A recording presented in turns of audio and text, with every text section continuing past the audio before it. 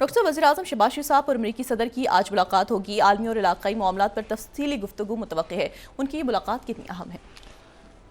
देखें जी, एक तो हम इसको पाकिस्तान के हवाले से जी। देख सकते हैं इस मुलाकात को।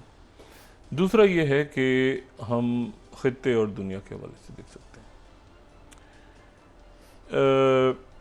आज वाशिंगटन का जो वक्त है वो मकामी वक्त 4:30 बजे शाम, और पाकिस्तान में उस वक्त आज रात के या अर्ली मॉर्निंग आवर्स कह दें आप, 1:30 बज रहा होगा रात जब ये मुलाकात स्टार्ट होगी।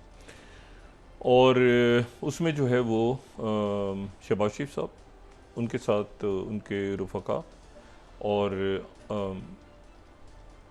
हमारी अस्करी क़यादत, फिर मार्शल जनरल आसिम मुनीर साहब की भी अब जो एग्जैक्ट सामने आएगा तो उसको डिटेल्स अभी नहीं है। तो ये है कि ये वहाँ पर मुलाकात होगी। ये भी वाइट हाउस के ज़राए ने, यहाँ फ़ॉरेन ऑफिस से मेरी बात नहीं, वहाँ जो अमेरिका में जो बात हुई, तो वो ये होता है कि ऐन वक्त पे कोई मीडिया से बात करनी है, नहीं करनी, क्या होता है, कुछ चीज़ें ऐसी होती हैं। क्योंकि प्रेसिडेंट ट्रम्प जो हैं, ये ध्यान में रखें कि प्रेसिडेंट ट्रम्प जो हैं वो जो एक ये जो तरीका आ रहा है ना माजी में हमेशा के थिंक टैंक्स को हायर किया जाए, लॉबिंग फर्म्स को हायर किया जाए, वो जो, और वो लॉबिंग फर्म बाहर से होगी तो फिर वो वाइट हाउस तक पहुंचाएगी, ऐसा ही वो किससे मुका दिए हैं सारे इन्होंने। अब जो थिंक टैंक है वो खुद वाइट हाउस है जी। मतलब कांग्रेस, और वो एक कॉकसस है, और जनाब कांग्रेस में लॉबी हो रही है, और वो एक पूरा अमेरिकन सिस्टम वो चला गया है। अब अगर आपने प्रेसिडेंट ट्रम्प से बात करनी है तो आपने वाइट हाउस से बात करनी है। इससे पहले हमेशा ये होता था कि आपने अगर किसी भी प्रेसिडेंट से कोई लॉबी करनी है तो आपने एक लॉबिंग फर्म हायर कर ली और लॉबिंग फर्म को पैसा खिला दिया। अभी भी रखे हुए हैं मुल्कों ने, अभी भी वो फर्म्स हायर की हुई हैं मुख्तलिफ मामलात के ऊपर। लेकिन जो प्रेसिडेंट ट्रम्प का है मामला वो ये है कि वो प्रेसिडेंट ट्रम्प से अगर आपने बात करनी है तो आपने वाइट हाउस से वाइट हाउस तक रसाई आपको चाहिए। अच्छा, ये जो तो पाकिस्तान जो है वो एक तो ये है कि ऐसा कोई बहुत बड़ी वाक़या भी नहीं होने जा रहा कि प्रेसिडेंट ट्रम्प से मुलाकात नहीं भी होती तो क्या हो जाता है, लेकिन पाकिस्तान तो अपने पास, लेकिन एक मुलाकात होना इसमें इम्पॉर्टेंट है। दूसरी जो बात है वो ये है कि तो हमारी बेहतरीन दुआएं और ख्वाहिशात भी बहुत सारी कि बहुत अच्छी वहाँ से ख़बरें आई हैं पाकिस्तान के लिए, ख़ित्ते के लिए, दुनिया के लिए। अच्छा, लेकिन अभी इस वक्त जो है वो हमारी गुफ्तगू के दौरान जो है वो एक मुलाकात हो रही है, और वो जो हो रही है वो तुर्की के सदर रजब तैयब अर्दोगान से मुलाकात जा रही है। तो इस प्रोग्राम के ऑन एयर जाने के वक्त मुलाकात चल रही है, उसके बाद देखते हैं कि वो ख़त्म हो जाएगी यकीनन जब तक ये प्रोग्राम जो है नाज़रीन देखेंगे। अच्छा, इसमें तो ये जो है ये दो मुलाकातें दरमियान में जो वक्फ़ा आएगा उसमें वो कोई एग्जीक्यूटिव ऑर्डर्स वगैरह साइन करेंगे, और उसमें जो है वो देखते हैं कि उसमें वो दरमियान में क्या होता है। लेकिन ये मैं इसको अहम तरीन तारीख़ी मोड़ इसलिए कह रहा हूँ कि बहुत से वाक़यात हो रहे हैं। ये तारीख़ एक अपना एक नए रुख पे इस वक्त पूरी जो आलमी तारीख़ है ना वो ऐसे एक नया रुख इख्तियार कर रही है। और उसमें ये जो वक्त है जब ये लिखा जाएगा आने वाले दौर में, जब भी लोग लिखेंगे टर्निंग हो रहा था, ये नया वर्ल्ड ऑर्डर इमर्ज होकर सामने आ रहा था, तो कौन कहाँ था, तो उसमें सबसे पहले तो नाम लिखा जाएगा उन बेगुनाह नामालूम शहीदों का, गुमनाम शहीदों का, जिन्होंने फ़लस्तीनी रियासत के लिए अपनी जानें दी, हज़ारों लाखों, और उन्होंने अपनी जदोजहद नहीं छोड़ी। तो सबसे ऊपर तो ये उनका नाम लिखा जाएगा। और आज़ादी क्या होती है, मैं नहीं समझता कि दुनिया की तारीख़ में, शायद इंसानी तारीख़ में, इस तरह कोई कौम अपनी आज़ादी के लिए लड़ी हो जिस तरह फ़लस्तीनी लड़े। ये कहता है नेतन्याहू और इसका जो टोला है, ये कहता है कि फ़लस्तीनी कौम नहीं है, तो कौम नहीं है तो कत्ल किसको करते हो रोज़? फ़लस्तीनी कौम नहीं है तो कत्ल किसको कर रहे हो? बहरहाल तो ये जो है ये ऐसी कोई फौजें लड़ी हैं, कहीं पर कोई मुल्क लड़े हैं, कोई नहीं, इस तरह से बच्चे, औरतें, ये बहुत जुल्म हुआ है। अच्छा, इसमें अब पाकिस्तान की जो जाहिर है कि अच्छा ये भी लिखा जाएगा सबसे तो फ़लस्तीनी जो खून बहा है, और ये खून जो है ये इसकी कहीं ना कहीं पकड़ होगी। दूसरी बात यह है कि जो पाकिस्तान उस वक्त जब ये सारे फैसले हो रहे थे तो पाकिस्तान एक उन आम तरीन फैसलों का हिस्सा था जी। और Bharat, Indian prime minister Modi अपने पूरे मुल्क को उठा के इस स्टेडियम से बाहर ले गए थे। ना वो चाइना के साथ हैं, ना वो ट्रम्प इंतज़ामिया के साथ हैं, ना वो रशिया के साथ हैं, ना वो मशरिक़ वस्ता के साथ हैं, ना वो यूरोप के साथ हैं। वो इस वक्त वो बस क्या है कुछ किसी को नहीं पता, एक पुरस्कार सा मामला है उनकी। एक बिल्कुल आपको लगेगा कि कहीं पर वजूद ही नहीं है। मतलब जॉर्डन का किंग ऑफ जॉर्डन है, मतलब कतर है, सऊदी अरेबिया है, हर मुल्क का कोई ना कोई एक प्रेजेंस है, किसी न किसी फोरम पे मुलाकातें हो रही हैं। इंडिया इस वक्त एंट्री होगी, इंडिया बड़ा मुल्क है, वापसी होगी, मगर इस मरहले पे कहीं ना कहीं उनको एक डिसीजन मेकिंग का हिस्सा होना चाहिए था। शी जिनपिंग मुशावरत कर रहा है, चाइना मुशावरत कर रहा है, रशिया मुशावरत कर रहा है, यूरोप के मुल्क मुशावरत कर रहे हैं, मतलब बड़े मशरिक़ वस्ता के मुल्क मुशावरत कर रहे हैं, बड़े फैसले हो रहे हैं इस वक्त। अच्छा, तो पहली बात तो ये है कि जो हम इसको शुरू करें तो सबसे पहले तो शुरू करते हैं ना, वो गज़ा के बगैर तो बात होगी नहीं। तो तुर्किया और ये अहम तरीन फैसले। और क्यों मैं अहम तरीन कह रहा हूँ कि अभी ये जो वाक़यात यानी पहले हो रहे हैं और अब जो होने जा रहे हैं, अब फाइनल क्या शक्ल इख्तियार करेंगे वो अगले कुछ दिनों में, हफ्तों में आ जाएगा। जो बाहर होगा बात अपनी, पाकिस्तान में क्या होना है इसका फैसला खित्ते और दुनिया के हालात और वाक़यात करेंगे जी। पीरियड। ये जो एक जुमला मेरा, मैं बार बार पिछले कई सालों से इसको कह रहा हूं कि ये इररिलेवेंट है पाकिस्तान में जो भी कुछ हो रहा है। ये इररिलेवेंट इसलिए है कि वाक़यात तो हो रहे हैं बड़े, ऐसा नहीं कि पाकिस्तान के अंदर, लेकिन जो हतमी मामलात हैं वो खित्ते और दुनिया के हालात और वाक़यात तय करेंगे। ठीक है, ये तो ये कैसे मैं कह सकता हूँ कि जो बजट ऐसा है या प्रॉब्लम्स नहीं है या जो मुख्तलिफ फैसले आ रहे हैं या सियासत हो रही है या इत्तेहाद है या पीपल्स पार्टी, मुस्लिम लीग नून या तहरीक इंसाफ के जो इश्यूज चल रहे हैं ये हैं, लेकिन जो हतमी मामलात हैं सारे वो खित्ते और दुनिया के हालात और वाक़यात तय करेंगे। अच्छा, अब इसमें जो ऐसा नहीं है कि इंटरवेंशन होगी, ऐसा कुछ नहीं है, लेकिन एक सिचुएशन, एक हालात ऐसे बन रहे हैं कि जो उस तरफ लेके जाएंगे कि फिर पाकिस्तान बतौर पाकिस्तान एक अहम फैसले करेगा तो कैसे आगे कैसे चलना है। भाई, ट्रेड डील हो गई पाकिस्तान की कामयाबी के साथ, भारत की अटकी हुई है अभी तक जी। और वो इसी बात पर अटकी हुई है कि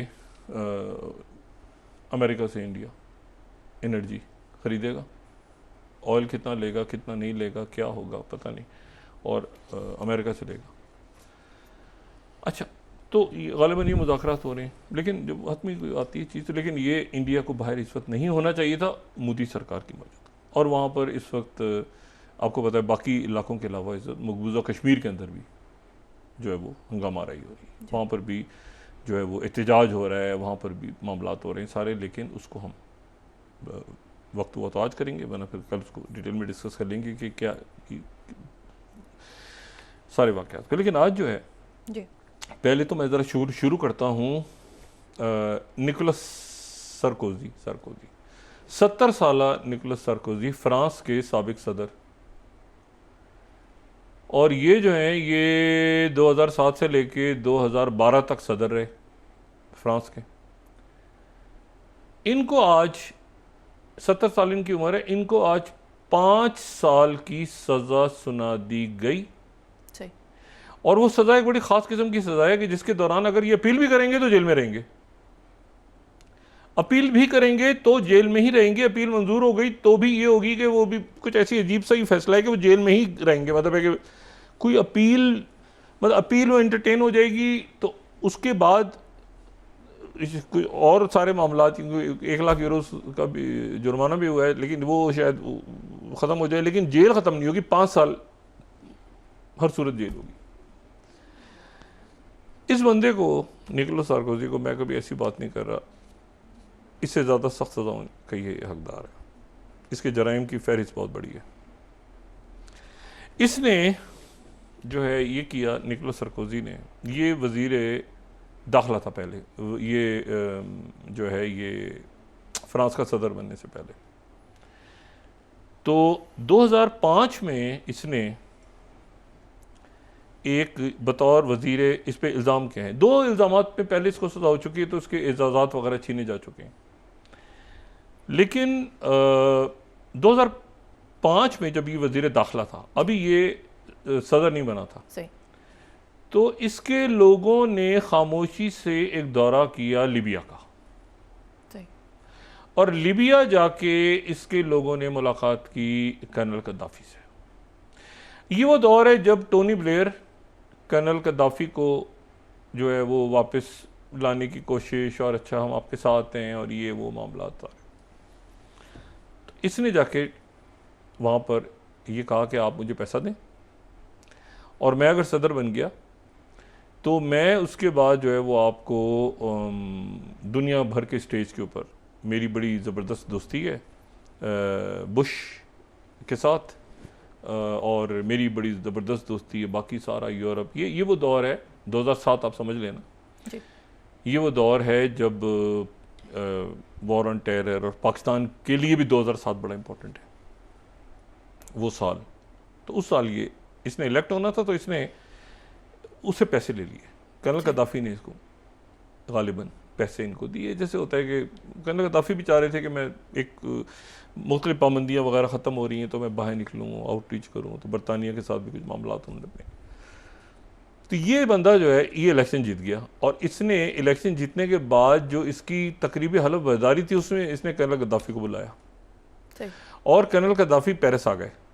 इसकी तकरीबी हलफ बर्दारी में कर्नल गद्दाफी का शाही इस्तकबाल हुआ, और वो वहाँ पर जो है वो 5 दिन का क़याम हुआ। इस दौरान बिलियंस ऑफ डॉलर्स की इसने उनके साथ एयर बस भी ख़रीदे, और ये फलाना जहाज़ भी ख़रीदे, और वो राफेल भी ख़रीदे, फ्रां भी ख़रीद, लिबिया ये खरीद, बेशुमार इसने कॉन्ट्रैक्ट, किकबैक्स, ये वो सारा। बड़ा क्रिटिसिज्म शुरू हुआ वहाँ पे, और कि भाई ये इतनी देर तक क्यों, और एक ही आदमी को बुलाया हुआ है। गद्दाफी को इन्होंने फुल प्रमोट किया, इल्ज़ामात लगने शुरू हो गए, शोर शुरू हो गया वहाँ पे, ये परेशान हो गया बहुत ज़्यादा। इसी दौरान ये हुआ कि खैर वो इल्ज़ामात तहकीकात कराओ, वहाँ पे मीडिया सारा जो है वो, बाद में जो जमातें बरसर इक़्तिदार रहीं उनकी तरफ से जो है वो काफ़ी सोशलिस्ट पार्टी और बाकी पार्टीज़ की तरफ से शोर शुरू हो गया। अब ये दरमियान में कहीं इसके दिल में एक चोर था। दरमियान में ये जो है ये वाक़या पेश आ गया, जो कि अरब स्प्रिंग शुरू तो हुई, उसका जो इफ्तिताह या आगाज़ हुआ, इफ्तिताह तो नहीं, उसका आगाज़ हुआ, तो वो तो ट्यूनीसिया में उसने सब्ज़ी वाले ने अपने आप को, बच्चे ने आग लगाई, और ख़ातून उसका मजाक उड़ा रही थी, पुलिस ऑफिसर मोहम्मद बौजी, उसने अपने आप को आग लगाई। वो पहले गया, वो सब्ज़ी, इस तरह अरब स्प्रिंग शुरू ऐसे हुई थी ना, वो ठेला लगाता था एक बच्चा, वो बच्चा ठेला लगाता था, और पुलिस वाले जो हैं, वो गरीब बच्चा सब्जियों को ठेला लगाता था, तो पुलिस वाले जो हैं वो उस इलाके में आके उससे भत्ता लेते थे, जो कि एक मामूल है दुनिया के बेशतर इलाकों में। तो वो जो है उस दिन ये हुआ कि वो उस बच्चे ने अपना ठेला लगाया, तो पुलिस के लोग आए और उसको वहाँ पे उन्होंने उसका ठेला गिरा दिया। बच्चे ने कहा कि उसकी सब्जियाँ, गरीब बच्चा था, उसने कहा कि ये जो है मैंने इसके पैसे दे दिए। उन्होंने कहा नहीं और दो। तो वो जब थाने गया तो थाने में जाके उसको वहाँ पर कोई ख़वातीन पुलिस ऑफिसर्स थी, कुछ लोग बैठे हुए थे, उन्होंने मजाक उड़ा के उसके थप्पड़ वप्पड़ मारने को भाग जाए यहाँ से इसके बाद, और फल इसका जो है वो मजाक उड़ा के उन्होंने खाना शुरू कर दिया। ये बच्चा बाहर आया, इसने वो चौक में खड़े होकर अपने आप को आग लगा दी। वहाँ से अरब स्प्रिंग शुरू हो गई। थोड़े दिनों के बाद एक हुकूमत, दूसरी हुकूमत, कोई हुस्नी मुबारक गए, ये कहता 12 एनीवे ये फिर उसके बाद ये जब फैलना शुरू हुई ना, तो फिर इसके अंदर बाहर की फोर्सेस आ गई, ठीक है ना, बाहर की फोर्सेस आ गई। और वो उसके बाद उसको एक उन्होंने कहा कि इसी में ये पूरा जितने मुल्क लपेटे जा सकते हैं, मुसलमान मुल्क, इनको लपेट दो। उसमें ये हुआ कि इस बंदे के दिल में ये प्रेशर में था शदीद। तो इसी दौरान लीबिया में हंगामे शुरू हो गए कर्नल कदाफी के खिलाफ। तो कर्नल कदाफी के खिलाफ जब हंगामे शुरू हुए तो अक़वाम मुत्तहिदा की थी वो करारदाद, मुझे इसलिए याद रहती है कि वो 1900 उसका जो नंबर है वो 1973 इत्तेफाक से, इसलिए मुझे याद रहती है हमेशा। 1973 का हमारा कॉन्स्टिट्यूशन तो याद है, वो UN रेजोल्यूशन नंबर 1973 है, वो पास हुई। तो इसने बड़ सबसे आगे, यानी हिलरी क्लिंटन, ये ईमेल्स का मैं उस डिटेल में नहीं जाना चाह रहा, लेकिन ये कि ये सबसे आगे अच्छा, और ये इसने कि जी ये हमला करो और मारो, कदाफी को मार दो। और उसके बाद ये हुआ कि अच्छा, उस वक्त तक ये यूरोपियन कमांड नहीं थी, यूरोपियन कमांड जो है, सॉरी अफ्रीकन कमांड नहीं थी, यूरोपियन कमांड तो अफ्रीकन कमांड उसके बाद जो है प्रॉपर अमेरिकन आर्मी की उसके उस दौरान आगे पीछे की बनी थी। एनीवे तो ये हुआ कि फ्रांस ने एक और ऑपरेशन शुरू किया, अमेरिकन ने एक और शुरू किया, यानी मुख्तलिफ इलाकों में। और जो है वो जो बागी थे उनकी हमायत में फिर ये नो फ्लाई जोन। एक बहुत बड़ा मसला जो है वो ये हो जाता है मुल्कों में कि एक तो ये होता है ना कि ज़्यादातर मुल्क जो कि बड़ा जिनका रकबा होता है, तो उनकी ये होता है कि जो दारुल हुकूमत है वो बंदरगाह से दूर रहे। सही। कई मुल्कों का वो स्ट्रेटजिकली ये बात, इसके में बाद में कभी बात करेंगे, लेकिन ये होता है कि दारुल हुकूमत जो है वो बंदरगाह से दूर रहे।